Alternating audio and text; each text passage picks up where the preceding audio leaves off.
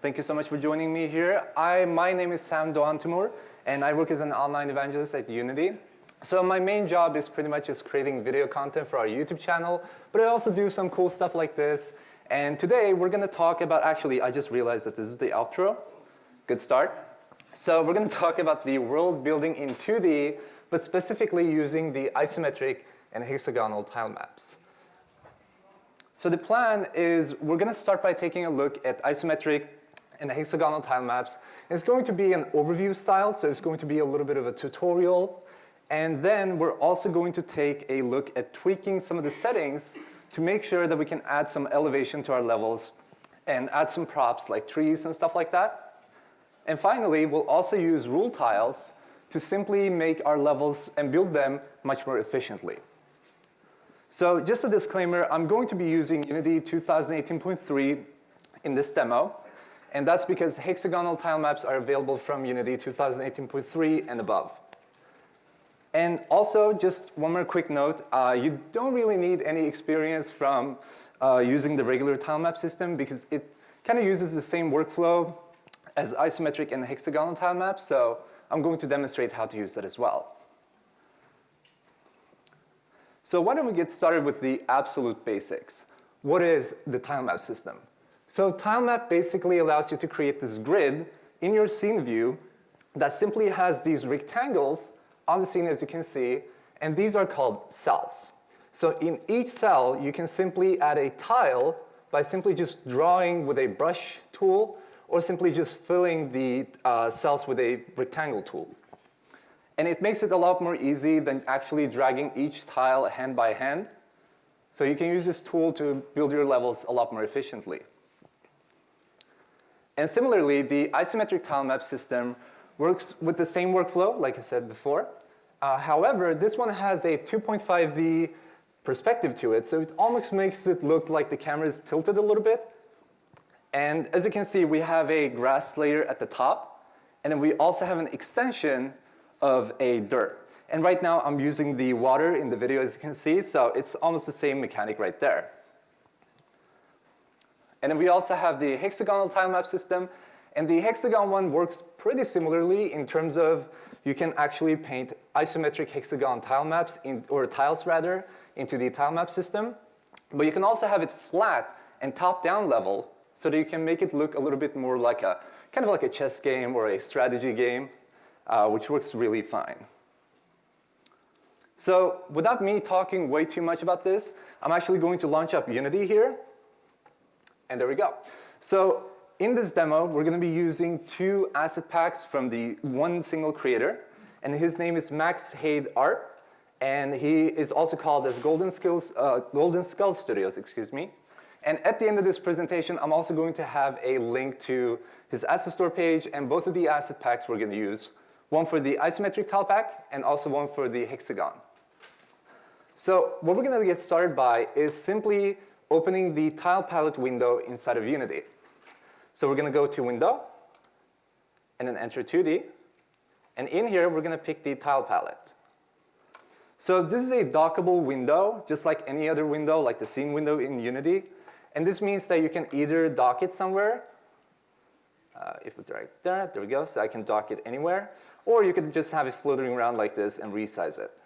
However, I'm actually going to dock it right beside the game scene. So let me just,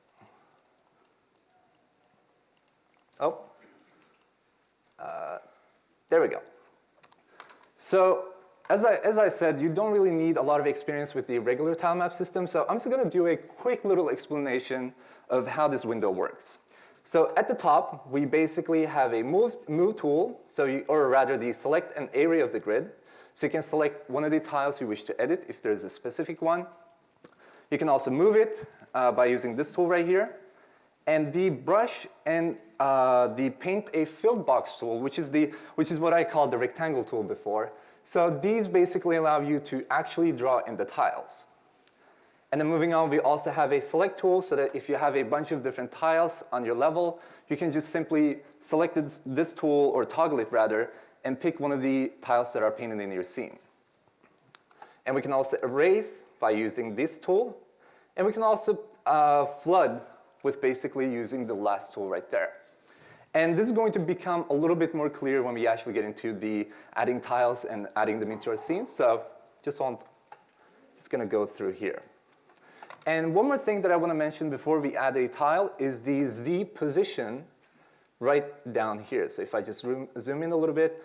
So this tool, or rather this field, this variable, is going to be especially incredibly useful for us because, like I said in the intro, in the agenda, we are going to move some tiles above one of another. So we're basically going to stack them so that we add some elevation. And this can also be used for adding trees and some other props like grasses. But so to basically get started here, we're going to first and foremost create a new palette. And we're going to get started with the isometric tile map. So I'm just going to call this isometric tile pack or tile palette. There we go. And the grid is going to be changed from rectangle because we're now using the regular tile map system to isometric. And as you can see here, we actually have two different ones. So the first one is the isometric, and we also have one called isometric Z as Y. And this is going to become more clear when we actually create the tile map game object. But basically what this means is that this is one of the new, let's call it a template for the isometric tile map, basically which allows you to add an offset to the y-axis of each tile you place in your scene when you edit this value, the Z position, like I mentioned before. And this is why this field right here is going to be super important for us. But so going back here, we're basically going to pick the regular isometric for this demo. And then we're just going to leave the cell size to be automatic. And we'll just hit create. And so now it's going to ask us to create a palette asset file. And usually what I do is I create this under my assets folder. So I'm just going to select the folder. And there we go. So now it says drag tile, sprite, or sprite texture assets here. So we're going to go to the isometric tile pack from the asset creator. And let's say we're going to add a grass tile to get started with. And you can see that we have a very beautiful looking isometric tile, which is a grass layer at the top. And we also have an extension of a dirt. So I can just drag this in here, and you can see a grid spawn in this window. I'm just going to drop it there. And now, because we are dragging in a sprite file, however, tilemap allows us to draw in tiles, Unity simply says, hey, we're going to generate this file into a tile file. So we're just going to hit save, and it's going to automatically create an extension, or rather an extra file inside of the same directory. And now we can simply pick this in the tile palette window and go to the brush tool like I mentioned before.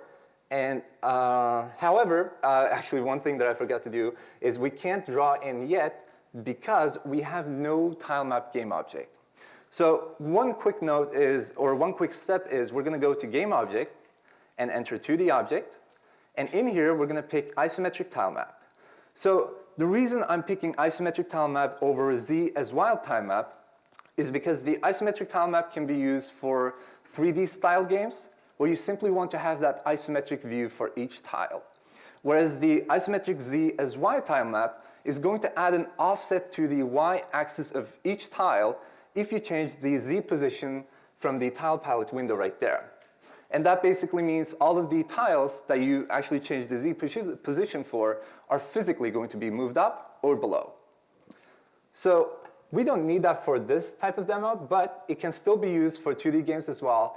However, it's mainly meant for, this one is, the regular isometric one is mainly meant for 3D style games using 2.5D view.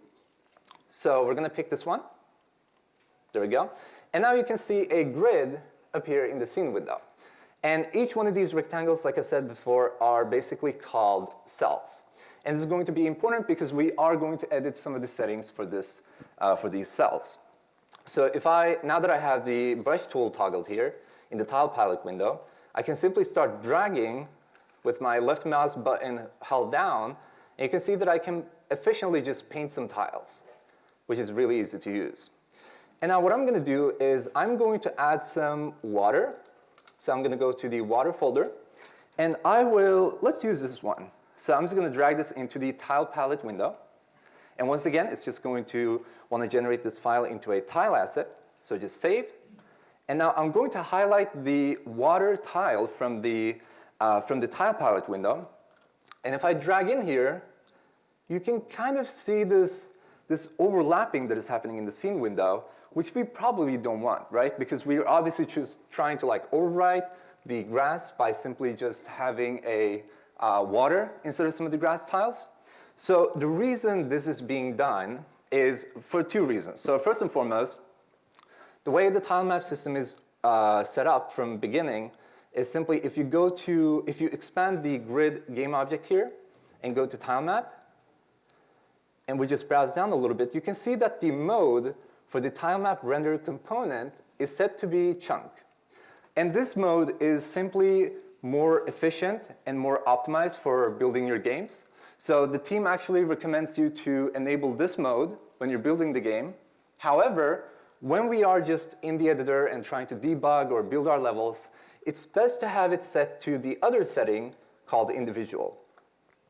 So we just set it to individual, and if I zoom out a little bit, you can see that it's not really working the way we want it to yet.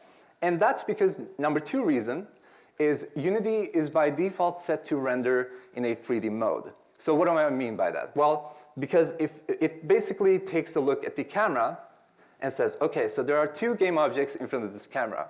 One is the closer one, and one is the one that is farther below, or farther away from the camera. And it simply says the one that is closer is going to be rendered first so that it appears more than the second one that is right behind it, right? And that is called taking depth into account. And we want to change that in 2D because that's not how 2D works, right? We basically have the x-axis, which goes horizontally, and the y-axis that goes up and down. So fixing this it's actually a very technical feature, but fixing it in Unity and changing it up is really easy. So we're going to go to the edit tool here, or rather the window, and then we're going to open up the new unified settings window. And in here, you can see that we have a bunch of settings. And the one that is going to be most important for us is the graphics tab. So, and in here, we're basically just going to take a look at this field that is blue right now, and also this one. So the transparency sort mode is going to be set to custom axis. And the reason being is because if we change the transparency sort axis right here, but have it on default, the mode itself, it's not going to change in Unity because it's just default by default, right? And so we just set it to custom axis and we tell, okay, so x-axis is not going to really depend on the transparency because we don't want to take that into account really. However, the y-axis is going to be taken into account because this is a 2D game and we don't really have a depth, right? We just have the y-axis and we want the game object, or rather tiles in this case, that are higher up in the scene view to be rendered first. So we're going to set a 1 in the y-axis, and z-axis we can actually set it to be 0 for now. So we're just going to set a 0 there. And these 1s and 0s can become a little, the question might be, why are you setting a 1 or a 0? And the reason is basically 1 means that we enable the axis that we set the 1 to. And in this case, we are enabling y-axis, so the height. And in this case, we're also disabling z-axis, the depth, because we don't need that for now. So let me just zoom out here. And we might come back to the settings window, so I'm just going to dock it right beside the game view here. So now you can see that in Unity, in the scene window, we have this beautiful tile set, not a very professional looking level design right now, but the water at least overwrites the grass, right? And so if I keep drawing here, you can see that it's overwriting, and I can do the same with the grass. It's going to overwrite the water. So it's all good for now. But the question becomes, you probably don't want to create just a flat-looking level. You might want to add some trees, and you might want to add some grasses, or maybe even one of these grass tiles that we have added here to be on top of one another, right? And so if for that reason, we can change the z position to be, for example, 1 in this scenario. And now, if I paint, let's say we're going to paint the water to demonstrate this so that we have a difference. But if I paint now, it's going to either become invisible or just almost look like it's going to overwrite it. And the reason is we did set the the Unity transparency layer order to simply not take Z position to be into account, right? Because we're not using depth. However, in the future, we're telling Unity that we're going to set the Z position to be 1. So it's kind of getting confused, like, hey, are you actually going to use this or not? So what we're going to do is we can simply visit the settings window once again. And just to mention once again, I did dock it here. So in the Z axis, instead of having it as 0, let's change it up a little bit. So what I usually do, and this is a suggestion that I received from the team as well, which is almost like a static value, but not really. So I always use a value called minus 0.49, and my computer layout, the keyboard layout is set to be something else. So let me change that back, minus 0.49. So this value is usually what I use because I just seen that it works. And I am actually going to take a look at the more technical background for it as the feature also gets developed. So now, next up, you can see that it doesn't really fix the issue yet. So, and that is because if you go to our grid game object, the cell size simply says the volume each cell occupies. However, we have x-axis set to be 1, which is good, and then y-axis to be 0.5, which is also really good. But the z-axis is not taken into account. So we're basically just going to increase this a little bit. And you can see that the water becomes a little bit more elevated now, right? And so I think this value is good, and this value might change, or you might have to change it a little bit depending on the assets you're using. So for my case, this value seems to work really well, so I'm just going to keep it there. But next up, we probably don't want the water to be elevated like this, so I'm going to go back to my tile palette and pick the erase tool so that we can erase the water. And just a quick mention, so if you set the Z position to the water you're painting in to be 1, you also have to have the Z position to be 1 when you're erasing it. Or else, if you have it as 0, it's just not going to read that level. So we have it set to be 1, so that's all good. And I just wanted to mention that so it doesn't cause any confusion. So I can just simply erase this. And what's funny about this is if I go to the brush tool again, you can also set this to a minus value. So instead of having to change everything else that you've already painted at 0 as Z position, you can just go below 0. So I can simply drag, paint my water right here. There we go. Looks pretty good, not bad at all. And next up, I also want to use the rule tile feature. So have any of you in the room used the rule tile before in terms of tile map? You can raise your hand if you have.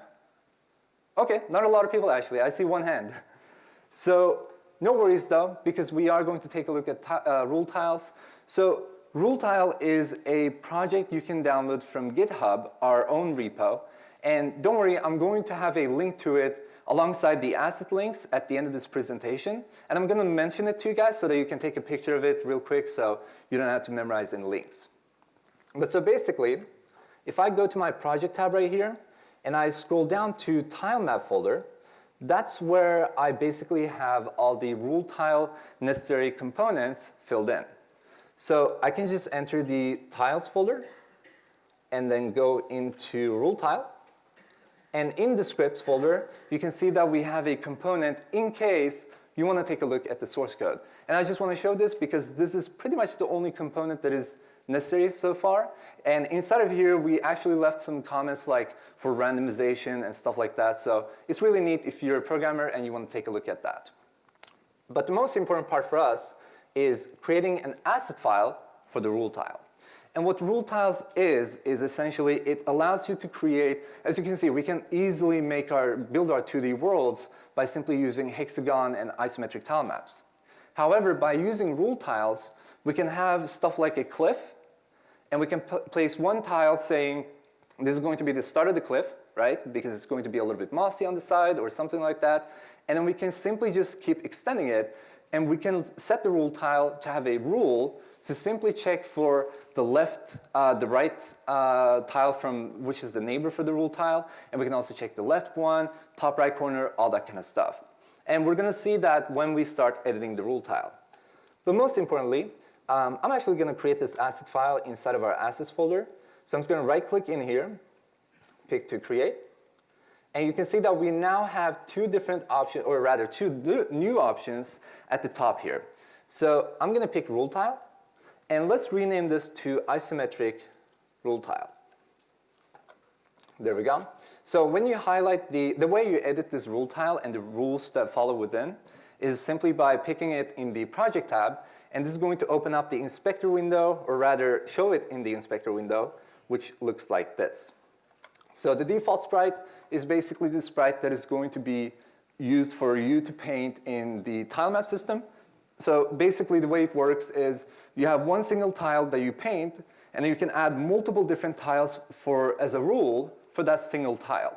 And the single tile, I mean the default sprite, right? And so you can say basically, I'm going to paint the default sprite in here, and the whole scene is going to be covered with that. But if some of the neighbors for this tile itself, the specific tile I paint, is a grass, is a dirt, is a water, then I want it to turn into this sprite. And this makes it very efficient to work with because you don't have to add all of the tiles single-handedly into the tilemap system. So what I'm going to do is I will actually use the same asset. Let me go to the isometric tile pack. Let's say we're going to use a sand for this. And let me actually zoom out a little bit. And now I'm going to drag in the isometric tile, this sand tile rather, in here. And this is a sprite file, so just a correction for that. And default game object, I usually don't set it to be anything so far.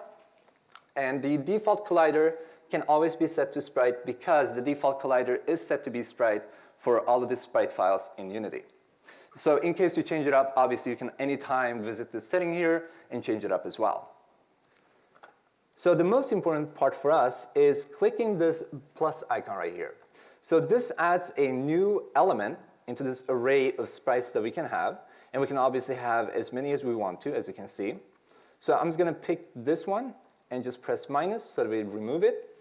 And we're going to use 1 for this demo. So by default, the sprite in here is also going to be set to the default sprite you have set up above, right here.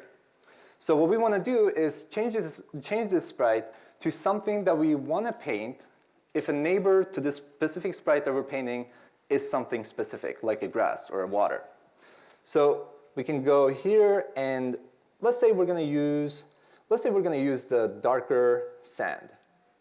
So I'm going to visit back here and drag and drop the sprite, the darker sand sprite, in this field. And so there we have it. And then the rule can always set to be fixed. So these are basically 3 settings. I'm going to be honest, I haven't really played around with too much because it just works from default. So it's good enough to have it like this. But the rule can be also changed if you want to have the sprite like rotated, if it does fit the rules and the criteria you set up. But the most important part for us to check the neighbors of this specific tile is happening right here. So I'm just going to zoom in a little bit more. And you can see that we have these 9 pieces of rectangles, which are basically a representation of the cells inside of our scene window. And so in here, we can simply say, let's say we're going to say, and by default, it actually just says don't care. So, well, we're going to change that. So we're going to say do care. And this basically means this. What a good explanation right there. So this basically means if there's a tile of this default sprite that we added above, then I'm going to change into this dark sand, right? And so leaving all of the other fields empty basically means I'm not going to care about the other fields. So if there is something above or below me, in this case, below or like top left corner, bottom right corner, all that kind of stuff, I'm still going to become a dark sand as long as I have something above me. However, we can change it to also be like, as long as I have something above me, which is the default sprite, and at the same time, nothing to the right side of me by simply just putting a red cross in there, then I'm going to become a dark sand. So these are very specific rules you can set, and this allows for seamless and very efficient level building instead of adding all the tiles by hand. So let's demonstrate this. We're going to say, don't care for any other tiles, any other neighbors. Just care if you have something above you. So let me zoom out here. And now, as you can see, we still have the isometric tile palette, including the water and the grass. So we're going to change that up by simply creating a new palette. And this one can be called the rule palette. And you can rename this asset as you wish to, so that's no problem. And then from rectangle, we're also going to pick the isometric and just leave the cell size to be automatic so that it sets itself. So we're going to create and just press select folder. Or actually, let me go to the assets folder because that's where I locate. I am a little organized. So now we have a new palette, but no tiles in it. So we're basically going to go to the assets folder. Why? Because we created the rule tile asset file in the assets folder. So just go to the directory and simply drag and drop the rule tile file in here. And something that confused me from start was I was having like 3 tile map rules and 3 different sprites, and then it just spawned this one single sprite, which was the default sprite. So I was like, I want to paint the other stuff. And the way it works is you don't have to paint all of the 3 different tile maps, or for our case, we have one tiling rule right here, which is blue right now. So you don't have to add it to be able to paint it. You simply just pick the standard, the default sprite, and start painting here. So let me actually press the reset button too, so that the Z position is set to be 0. And so if I paint it here, you can see that it's a default sprite. So if I paint one to the right side, it's also default. Here, it's also default, and I actually leaked it right there. So if I place it below, it automatically turns to something dark, which is really good. And this was what I was talking about when I was taking up the example as in terms of if you want to like draw some cliffs or add different types of sprites really, really fast and compared to actually like placing everything by hand. So this is a very good method of doing something really fast. Dry mouth. So this is how the rule tiles work. And basically, like I said, it's just a way of building levels a little quicker. And now we're going to take a look at hexagonal tile maps. And just a spoiler alert, so hexagonal tile maps actually use literally the same workflow as the isometric ones. So we're not going to have a bunch of information to go through, so it's not going to be another half an hour. Don't worry. So what we're going to do is I'm actually just going to remove this grid game object from our view because we don't need it anymore. And inside of the tile palette window, I'm just going to go to create new palette. And this one is, let's call it hexagon tiles. And from rectangle, this time we're going to switch it to hexagon. So, oh, and also one more important setting. So this one spawns a setting called hexagon type. And point top, flat top basically means, actually, let me show it to you. So if we go to game object and enter 2D, just like we did when we were creating the isometric tile map, we can now see that we have hexagonal point top tile map and one for flat top. So if I create the, let's say, point top, it's basically, what it is that it has a pointy top at the top side.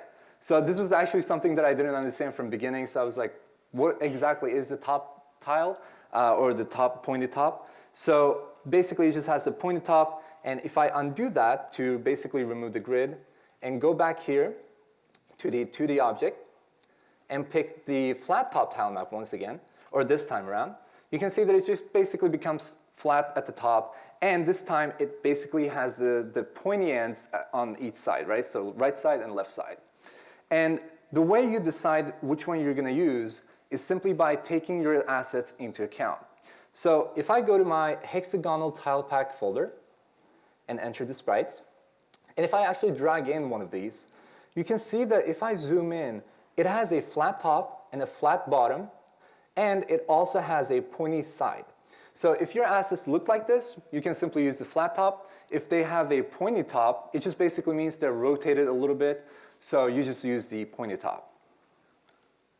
So for my case, obviously, like you saw there, I do have a flat top tile pack. So I'm just going to go to 2D object and pick the flat top tile map. And there we go. So the tile map is now there, the grid is there, and each of the cells are drawn as well. However, we're once again going to have to create a new palette for this because we canceled this to showcase how it actually works. So we're just going to go to, let's call it hexagon tilemap. Yeah, let's call it hexagon tilemap. And then simply pick the hexagon grid here and go for flat top as well, because this basically means which type of grid it's going to use in the tilemap window itself. So having the accurate one is obviously the best option for us. So we're going to go flat top, automatic cell size, and boom. Oh, and also go to assets folder, and boom, there we go. So now it's created. And we can now go to the sprites folder once again for our hexagonal tiles. And you can see that we can now basically, just like we did with the isometric ones, we can simply just drag in. I'll use the grass one for the previous example, so let's use the dirt one and just create the tile asset file. And so in here, we can now basically pick this and simply start drawing. However, one interesting thing is, well, actually two interesting things. Number one, we have the same issue as when we started with the isometric tiles, because these guys are overlapping each other, even though the Z position is set to be 0. And the reason being is if we go to grid game object, or rather the tilemap game object, which is a child of the grid, and go to the tilemap renderer component, you can see that the mode is set to be chunk. So we're just going to switch it over to individual, and you can see that it becomes more accurate. It's such a little setting, but it makes all the difference. So just make sure that you take this into account when you're working on your levels. And we're also going to, let me think here. So actually, you can see that the grid, the grid itself is not really fitting the tiles themselves that we're painting here. And the tiles do have like an overlap still, or rather not an overlap, sorry. It's almost like a gap in between, right? So to fix this, it's actually really easy. We can go to the grid game object, and this time around, play around with the X and Y axes.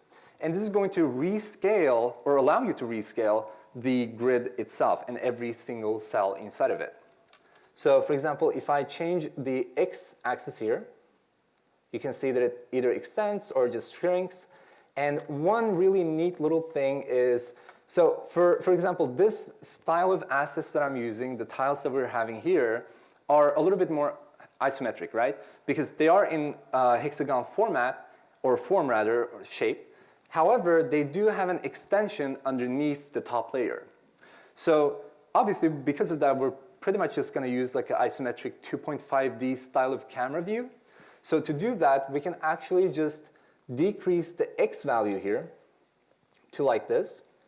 And you will automatically see that in the scene window, it does resemble a isometric view per automatic.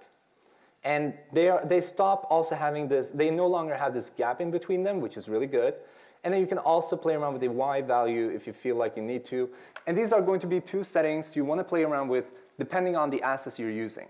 So these values work for me, but if you're using a very specific type of asset file, excluding this one that I'm using, you might want to change it up a little bit, just so to mention that. So this looks good and all. And what's really good is because we changed the transparency layer order in Unity, we can now also elevate these. So I can just set the Z position to be 1 and paint in. However, it's not going to elevate right now because we did not change one of the settings, which is the cell size in Z position, right? Because once again, we're changing the Z position in here, but we're telling the grid to not take this into account. So we can just increase this value a little bit, and you can see that we have a beautiful elevation right there. So this is good and all, and it's working seamlessly like this, and you can add any kind of tile in here if you wish to, which works perfectly fine. And yeah, that is pretty much all I want to showcase for the demo, and hopefully that should also give you an overview of how the tilemap system itself works, including the tile palette window. And so if I just switch back here, so we're done with the demo, and just a quick little summary of what we did, because we did cover a bunch of different features, and I saw that some of you didn't actually, or most of you actually didn't use the rule tile, so just a quick overview of what we did. First and foremost, we took a look at the isometric tilemap system, and we also compared it to isometric versus isometric Z as Y mode. And the difference in between them, once again, just a quick mention is that ZSY can be used mainly for 2D style games because it adds a actual elevation to all of the tiles that you're painting because it adds an offset to the y-axis when you change the z position in the tile palette window. And so basically, isometric one is usually used for 3D style games that want to utilize this isometric type of view. And then we also looked at the hexagonal tile map, and this is not in chronological order, by the way, just a quick reminder. So hexagonal tile map, point top or flat top. And the basic answer was, if your asset's style is basically flat at the top and flat at the bottom, you're going to want to use the flat top style. And other way around, so if we just flip it, if your assets look pointy at the top and the bottom instead of at the sides, you're just going to want to use the pointy top. And then individual versus chunk mode in tilemap renderer, just a quick reminder, the individual one basically renders each tile individually, which does take a little bit more of a punch onto the performance of the game. Not a big difference, just going to be honest about that. But chunk is recommended when you're actually building your game for the best optimization possible. And then moving on, we also took a look at transparency layer order, which is once again changed through the edit. And then you go to the new unified settings window, which is just called settings. And then graphics, where you can basically change the transparency layer order and also mode to set to custom axis so that it actually changes up from default. And moving on, we also changed the solid size z-axis of our tilemap object, or game object rather. That was because we wanted to take the z-axis into account because we're changing the z position in the tilemap system, or rather the tilemap palette. And finally, we also looked at rule tiles, which is a super way of basically just painting tiles really efficiently and very quickly. And I'm just going to be honest, I saw one hand actually, and I'm actually happy that you guys didn't use this before because I kind of got to showcase. That was like one of the things that I was a little bit scared of, like what if they actually used it? But hopefully that should also give you an overview of how rule tiles work. And so, like I promised, which is probably what you've been looking forward to the most, assets used. So this is a slide you can take a picture of. So if you want to take a picture, feel free to. Basically, the first asset pack, or rather the asset creator, is called Max Hader Art, or his name also goes as Golden Skull on the asset store. So his asset store page link is right there if you want to take a look at all of his assets. And if you want the isometric tiles pack or hexagonal tiles pack specifically, there are 2 links for that. And finally, rule tile script. So the rule tiles aren't unfortunately built into Unity as a core right now, except for like isometric is actually built into Unity, etc. But you can simply just download the project, which is super small, from GitHub, which is called 2D Extra. So if you Google that, you're going to get it up. Or you can just simply use the link that I left there. So finally, I want to thank you all for listening to me for about like 40 minutes, I think now. Thank you so much. And there's my Twitter handle and my email address. If you have any questions, I'm always open there. So if you want to learn something or if you want to just chit-chat or whatever it might be, please do take my time. It's totally fine. So yeah, thank you so much, and I hope you enjoy your stay at Australia Unite. Thank you.